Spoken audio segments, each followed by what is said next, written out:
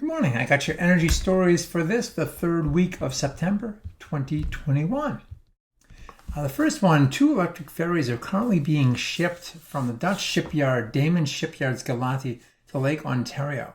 The 2 open-deck vessels at 223 and 320 feet respectively can operate in full electric mode, but they also possess diesel backup in a pinch.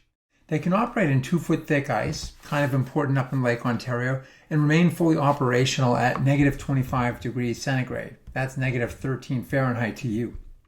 The next step is to install the charging facilities onshore, which will be backed up by batteries to minimize the overall stress on the grid. The charging facilities will be capable of charging these batteries on board in 10 minutes, delivering 6 megawatts of power. And the battery systems are from Le Clancher. They'll power both ships, the smaller one at 1.9 megawatt hours, the larger one at 4.6 megawatt hours. Le Clancher's marine rack systems use nickel manganese cobalt, your typical NMC tech, but they boast 8,000 cycles at 80% depth of discharge. And speaking of batteries, we have previously mentioned the expansion plans of Redwood Materials, the recycling venture founded by former Tesla CTO J.B. Straubel. It raised $700 million in July to fund its growth, and it turns out it's not just about recycling of materials anymore, but something decidedly more ambitious. Redwood intends to build one of the planet's biggest materials factories for batteries. So they will be refining the recovered materials and manufacturing them back into both anode copper foil and cathode active materials, using as many recycled batteries as they can get, supplemented by, quote, sustainably mined material. The site location will be announced early next year, but how big will it be? The plan right now is for 100 gigawatt hours per year of cathode active materials and anode foil production capacity for 1 million electric vehicles. That'll be by 2025, scaling eventually to 5 times that size, so 500 gigawatt hours by 2030, enough batteries for 5 million EVs. They might need some more money. Price tag is expected to be over $1 billion. Before some of those used EV batteries make it to the maw of the Redwood facility, they might end up spending a few years serving the power grid.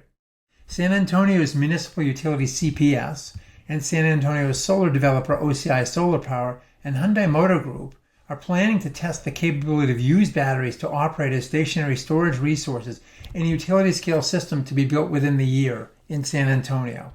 Hyundai will develop the storage system, OCI Solar Power will procure the system components, and CPS Energy will be responsible for operations. All 3 companies will collaborate in building the system while the resulting data will be analyzed and shared. The jury's still out as to whether or not secondary batteries from EVs will find permanent homes, or at least homes for another 5 or more years, in the power grid before they do make it into the recycling mix. In offshore wind news, Vineyard Wind, a JV between Avangrid Renewables and Copenhagen Infrastructure Partners focused on projects off the east coast of the United States, finally lined up investment for their 800 megawatt, 62 turbine Vineyard Wind 1 project. 9 U.S. and foreign banks ponied up $2.3 billion of senior debt to finance the project construction. So now Vineyard Wind can give the green light to its contractors so they can begin the hiring, training, and deploying of labor to begin construction. Onshore work will start within months on Cape Cod of Massachusetts, with offshore work beginning in 2022 and first power flowing sometime in 2023. And finally, the Illinois Senate passed and Governor Pritzker quickly signed legislation called the Climate and Equitable Jobs Act, which commits the state to achieving 50% carbon-free power by 2040 and 100% by 2045.